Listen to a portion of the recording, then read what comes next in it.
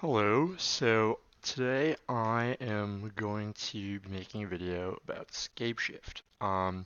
Yesterday I went 10 and 0 in the Modern Challenge, um, and I thought the deck was pretty good. I've been playing it for about a year, but I haven't been playing too much Magic, so I always am pretty excited when I get to play it. A few things have changed. Uh, I would say the biggest difference between my list and the big other list, like the stock list, is these four cards. I choose not to play Bloodbraid Elf, instead play two Engineering Explosives and two Solemn Simulacrum. Um, we'll kind of go over every card by card, and then I'll go over, my my choices on why I put which cards I put in my deck, and then we're going to talk a little bit about Prismatic Omen, and then we are going to look at some other deck lists, and then maybe I'll play 3 games if I have time. So the first thing is I have these two forests. Those are important. They don't have to be snow covered. It's just what I had. I have 6 basic mountains, uh, 4 wood foothills, 4 Valakuts, 3 Cinderglades, and 4 Stomping Grounds. Those are pretty industry standard. It really, sometimes you might see a 3 Stomping Ground, 4 Cinderglade mix, or a third forest instead of a seventh fetch land, things like that. I like this. This allows us to have, a really high quantity of mountains in our deck, which is good. Um, so the differences you might see is I have 3 Verdant Catacombs. This is just what I had on my account. You can use any green fetch land. Um, I use the Verdant Catacombs because I used to play Slaughter games. You'll see sometimes people play Windswept Heaths. Those seem to be the other one people play because it maybe feigns Nahiri or Stony Silence. I don't think it matters too much. I use the Verdant Catacombs. That's what's on my account. I don't think there's really an optimal one. Maybe play one of each because then you don't get hit by Pithing Needle. It doesn't matter. I play a 27th land. So my reasoning behind that is I do not like to mulligan with this deck. And by playing a higher land count and especially a higher green mana count, you have a much wider range of keepable hands in your deck. And the real benefit of playing this deck is that Modern is full of decks that have to mulligan to 6 or 5 cards pretty frequently, such as Tron, Storm. Well, Storm doesn't mulligan as much, but Humans mulligans a good amount. And so having, a deck where you get to keep 7 all the time, it really is an advantage. I would say the power level of this deck is pretty strong, but what really is the draw to it is it's very consistent. You'll hear me mention throughout this video that there's a lot of these cards are interchangeable. Scape Shift, Primeval Titan, Summoner's Pact, to a lesser extent Prismatic Omen. Those are all kind of your win cards. This little chunk is your ramp cards, and this is your little interactive. Well, these aren't interactive. These should be put over here. This is your little interactive slot. So, the kind of industry standard once again, the 4 Secure Tribe Elders, the 4 Farseeks, the 4 Search for Tomorrows, and 2 Explorers. Sometimes you might see one Explorer, you might see little differences. Sometimes people play Wood Elves. I think that's kind of gone the way of the dinosaur at this point. It wasn't very good. I don't know why anyone really did it. Because the way this deck works is a lot of times you go ramp spell, so then on turn 3 you have 4 mana. So either you suspended a search for on turn 1, or used one of these on your turn 2 to go to the 4 lands, 4 mana. So that Wood Elves really doesn't make much sense, because there's no reason to gap from 3 to 5 unless you're playing Hour of Promise. Um, so I play the Solemn Simulacrums. I think these are really good against the grindy decks. Bloodbraid Elf has the problem of sometimes you hit bolts and uh, Summoner's Pacts, things like that. I also like Simulacrum because it lets you play the Prismatic Omen without worrying about cascading into it. Uh, Explosives I think is really good right now because there's a renaissance of Bogles and Death Shadow, and this card is pretty quintessential in beating them. Summoner's Pact is a card that has about 4 modes in this deck. The first most common mode is it searches your deck for a Primeval Titan. The second most common mode is on turn 5 when you have 6 land in play. If you have 3 green sources, you can Summoner's Pact for a Sculpture of Tribe Elder, get a 7th land, and then cast Scapeshift to kill your opponent. So that's kind of the second biggest one. The third is the toolbox mode, which lets you find the Reclamation Sage. And then the fourth mode, which never really comes up too often, especially in the current metagame where burn isn't that prevalent, is it can search for Obstinate Baloth and you can play it against burn. Um, I'm technically you could get Trials Tracker, but I've never searched for a Trials Tracker. Usually when I board in Trials Trackers, I board out the Summoner's Pacts anyhow, unless I'm against the Blood Moon deck. And against Blood Moon decks, you're almost always searching for Reclamation Sage. These cards, kind of obvious. Scape Shift is kind of the purpose of playing this deck. I only play 3. I issue the fourth for Prismatic Omen. I'll talk about that more. I think it's more of like a theory idea. And then I play 3 bolts. If the format were in such a way that the Devoted Druid company deck or elves or these decks that have high impact 1-drops that don't have hexproof, if they got bigger, I might play a 4th bolt, but I think 3 is where you want to be. I've even gone down to 2 sometimes. And if I were going to add a 4th removal spell on my sideboard, it would probably be a Dismember. So I play the 1 Sweltering Suns, and the reason I play Sweltering Suns over Anger of the Gods or Kozilek's Return or what are other ones? Sometimes I've seen Fire Spout, things like that, is Fire Spout never made sense to me. But I play the Sweltering Suns because you can cycle it. It's kind of obvious. And there's more decks where Sweltering Suns is bad against them than there are decks where the exile effect actually matters. Then I have the Reclamation Sage main deck. I think that's important because it's a pretty low cost to play a card that is very good against some bad matchups, and it gives you a lot of game 1 equity against decks with Blood Moon and Leyline of Sanctity main deck, where otherwise you'd just be, dead. It also can pick off Daybreak Hornet and Cranial Plating and then block.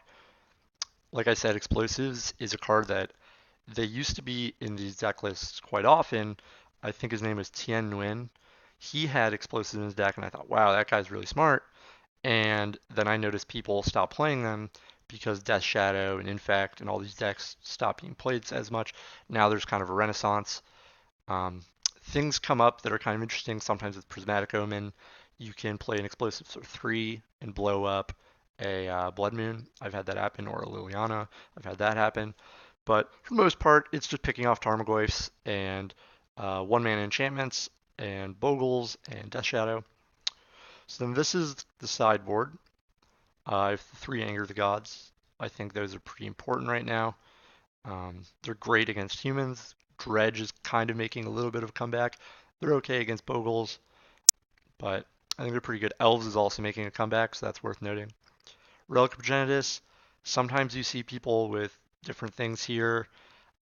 There's also, I don't know the card's name, forgive me, but it's a green creature that you can pay for like 3 and exile someone's graveyard. I think Relic of Progenitus is just clean. This deck doesn't have a lot of turn 1 plays, and a lot of times when you board out your bolts, this kind of helps you fill your curve, and it's good against the blue decks that play Snapcaster Mage and Logic Knot and Search for Azcanta. Speaking of Search for Azcanta, that and Spreading Seas are another reason I like Engineer Explosives. Can pick those off. Damping Sphere, I think, is the best addition to this deck in quite some time. It's really strong. I would say, I'll talk about this later, but a lot of your bad matchups are where this card shines. I used to play Blood Crypt in my main deck, a Swamp in my sideboard, and 3 Slaughter Games.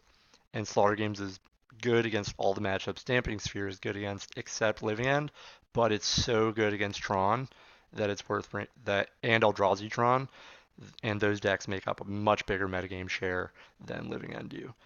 And since you don't have to play Blood Crypt anymore, you get an extra mountain, which makes your Cinderglades come into play untapped more often. A lot of people weren't playing the Slaughter Games beforehand, but I think they were probably wrong. It was really important in those matchups against Storm and such, where you just had almost a 0% chance to win unless you had that in your deck. Reclamation Sage in the sideboard, it's good having a second one. There's just a lot of Blood Moons running around right now. There's a good amount of Bogles online, and I think it's just really good against Finny as well. Obstinate Baloth is, this is kind of the card I like bringing against Burn, but it's also in my deck because it's pretty good against humans. It's good against Liliana and Cake Man decks. So this is essential. Sometimes I want to put more in my sideboard, but until Burn shows up more, I'll probably just leave it at these. And even if Burn becomes more popular, there's a chance I play Kitchen Finks. It's not as good against Eidolon, but it's a turn earlier, and uh, it's pretty good. I just think that the turn earlier does matter, and the way your mana works on turn 5 sometimes, or turn 4 sometimes, you have 5 mana, and you want to play a ramp spell and Kitchen Finks, but currently I'm going to play the Obstinate Baloth. Tyler's Tracker, another big addition to the deck. They've been great. Um, they come in against the Blood Moon matchups in any black deck or blue deck. Uh, they're they're pretty tough. So they're really important in those matchups, and they're also really good against Jund because with Liliana sometimes they can pick off your cards one by one. So it's important to have the clues so you can have the end step instant speed draw. Right now I'm trying a Karn here. This is kind of the 15th sideboard slot that I've had free for a while. I used to play All Is Dust, and then I realized it wasn't very good against the Black Red Hollow one deck. So then I played Ugin, and that was a little slow. Ugin was good though against Dredge. I think those cards are actually pretty interesting. People might scoff at them because they're so expensive, but I mean, All Is Dust is great against humans and Jund. But so I'm gonna kind of open up um, spreadsheet and talk about the matchups a little bit. So I've kind of ranked them, and so this is the best. I would say this is like the best matchup, and then this is the worst matchup. So it kind of goes top to bottom. And this line right, I would say this is where the matchups start getting worse. Like I think Tron is 55% our favor, 60% our favor, but then after this, it kind of swings to theirs a little bit, but it's still highly winnable, especially with the sideboard. So these decks, I think are pretty favorable. Um, Not much to say. They only have discard, and since our deck has so much redundancy, discard isn't nearly as good as counter spells or getting you off tempo. They also don't have very fast clocks. The green red Eldrazi deck has a pretty fast clock, but they have much less disruption than the Mardu Pyromancer deck or the Jund deck. Uh, you know, the next two are pretty easy. Um, they're decks that really their game one, it's about 50-50, but game two and three, when you have your sideboard cards, it's pretty hard for them to win. Uh, these, I say they're close to 50-50, but they still feel favored. I'm sure Death Shadow players that are better probably would say that it's like a favorable matchup for them, because Stubborn Denial can be pretty good. But the games that you just ramp out a turn 4 Primeval Titan are pretty good. And if you win the dice roll, it's very hard for them to win a 3-game series, because you'll be able to sneak a 2 mana card in under uh, counter magic and whatnot. Humans, I found this matchup to be pretty good. The decks now, especially as they're swaying towards Kessig Malcontents, they're less in on the meddling mages, and they still have the freebooters, but instead of having the 12 hate bearer type cards, they seem to be having less. I don't know if that's entirely true, but it at least feels that way. Counters Company is it's tough, but I think it's still pretty good. They have a tough time with Anger of the Gods. Greentron, I don't have Acid Moss anymore, and that card used to be pretty good against them, but Damping Sphere really is good. And these two matchups were already pretty good, and now that you have Damping Sphere, I'm not sure if I'm pretty sure it's heavily in Scapeshift's favor. Uh, Hexproof, tough matchup, but you can outrace them a lot of the time. The real only issue is that sometimes they gain too much life, but usually you'll be okay. Another problem is sometimes they have Leyline, but we also have a pretty interesting deck with Engineered Explosives, and we play the main deck Reclamation Sage, so I really like this matchup. Affinity, tough matchup, but uh, once again, I think it's pretty good. The weird thing I would say is that sometimes people board in Thought Seizes, which is I like because it slows them down, and then usually we do better. These two decks, if you're really having problems with them, you can play Fracturing Gust, and we can talk about that more later. Same with Lantern. I think Lantern is a tough matchup sometimes if they have surgicals on your Valakutes, but if they don't get an early surgical on your Valakut, sometimes people say, oh, well, they mill all your mountains and you can't fetch them, but I haven't found that to be particularly true.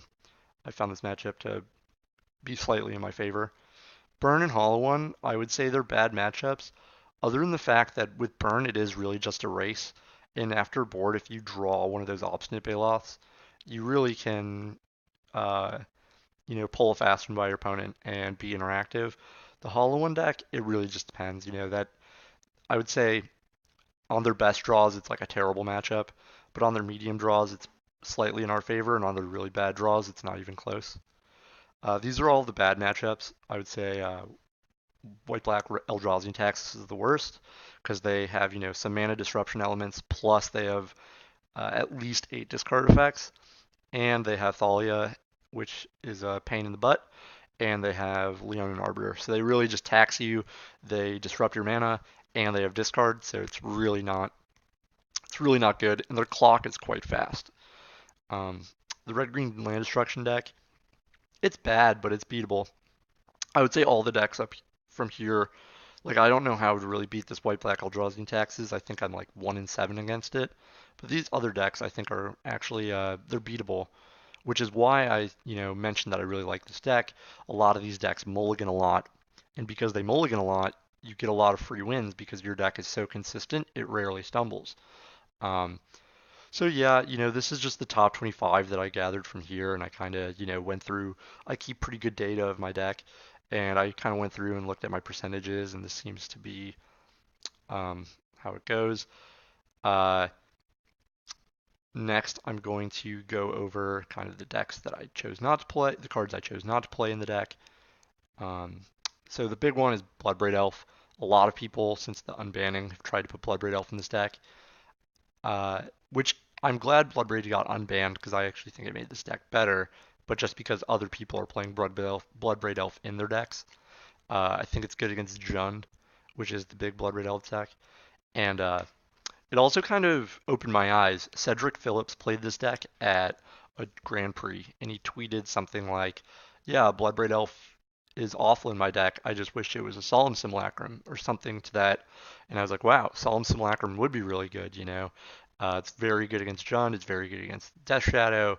It's just kind of the perfect chump blocker, and it does exactly what you want on a turn that is hard to fill up all 4 mana on your curve.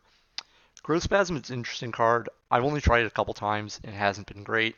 A lot of times your thing just gets your Saproling or whatever it's called, Scion, gets Fatal Pushed, or it blocks, and then you just played a 3 mana ramp spell. When if you were maybe a little more lean, you could have fit 2 ramp spells in on your curve. Uh, Maybe it's better if you play Bloodbraid Elf because you have more of like a chump block strategy, but I'm not a big fan of it. Some people play Hour of Promise. I would say if you're gonna play Hour of Promise, play Colony Heart Expedition because Hour of Promise doesn't win you the game. A lot of times it fits on a weird turn because you're going from 2 mana to 4 mana to 6 mana. So when you have that 5, it doesn't really line up, and it's not like Primeval Titan where you get to attack and trigger him again. Uh, you just kind of usually get a mountain and a Valakut, so you have 5 mountains and 1 Valakut. If you play the Expedition, it lets you get those 2 Valakuts, and then you'll be set up to crack this for 2 mountains. Um, I've not been a big fan. This is really weak to Abrupt Decay or any enchantment removal, and this card is just kind of expensive, and it doesn't win you the game when there's cards in the same realm that do win you the game.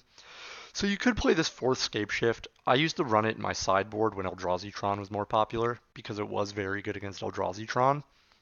Um, Currently, I'm playing this Prismatic Omen.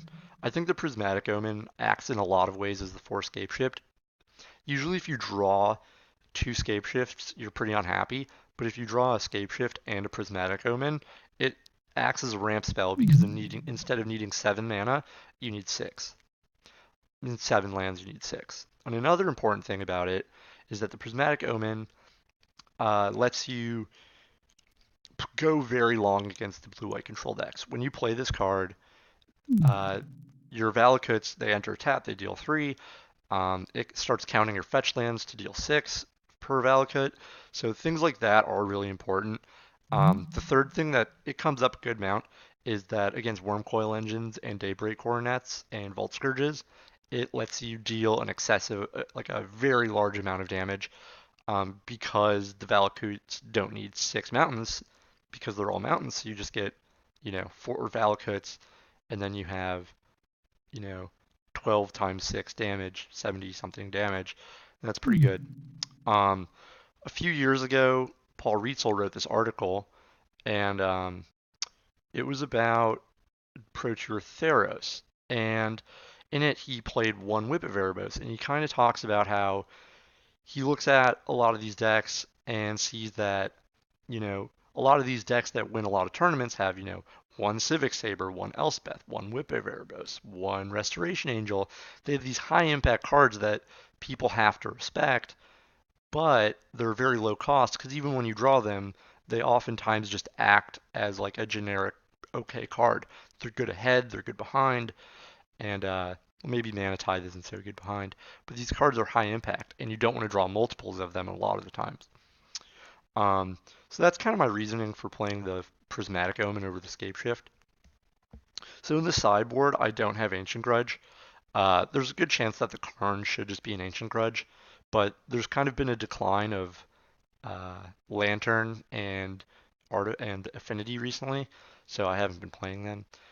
Nature's Claim, I think the 4 life to them is pretty important, and a lot of times it's just not worth it. If I were really worried about Bogles, like to the extent that I would be playing Nature's Claim, I'd probably be playing Fracturing Gust.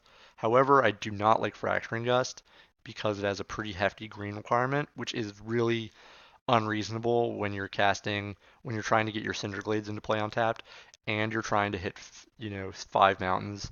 So I'm not a big Fracturing Gust fan. I get the idea because the deck is already full of like 10 I win cards. Adding a Fracturing Gust to your deck, or 2 in your sideboard I should say, really does increase that. Some people play Leyline of Sanctity.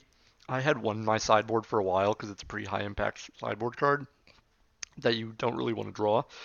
Um, but I think it's kind of clunky, and I don't think those matchups that it's good against are really that worrisome. I guess you could argue that it's good in the mirror, but I think the mirror a lot of times is just going to come down to who's faster on the draw and who has more ramp spells. Yeah, I guess there are worlds where Leyline of Sanctity would be good enough, but usually Primeval Titan isn't that good. So your Summoners packs can always go get Reclamation Sages to kill their Leyline. I know this is kind of deep, but I really just don't think Leyline of Sanctity is all that great. Um, so this spot is kind of what I was talking about earlier, is the one like the 4th removal spell. Sometimes you'll see them in sideboards. I don't like that too much because I like being proactive rather than reactive with this deck. And I think a lot of times people, their aggro deck's best, you know, thing they can do is play disruption alongside their creatures. So if you're using one of your cards to kill a creature, then it's kind of playing into them trying to run you out of resources. Whereas if you just have a bunch of ramp spells, eventually your Valakutes will be active and will be removal spells themselves. I hope that makes sense. It's kind of hard to put into words, um, but I just don't think it's worth it. Maybe if like Splinter Twin was still a deck, I would play a Dismember. Um, so Acid Moss is a interesting one. I had one in my main deck and one in my sideboard for a while, but now because of the dampening sphere, I really don't think it's even worth it. It's not very good against anything else other than or uh, Tron or the Mirror or the Amulet Bloom deck, Amulet Titan. Same with Crumble to Dust. These cards, if these decks all become popular, you're going to want Crumble to Dust. I like Acid Moss a little more, I, and I think Crumble to Dust is kind of overkill, but it's up to you to decide. So these are kind of the niche packages and cards. Ugin and All is Dust are interesting. I like them. I think I'm the only person I've seen with them in their sideboard, and I think they're actually good. I'm surprised more people haven't tried them.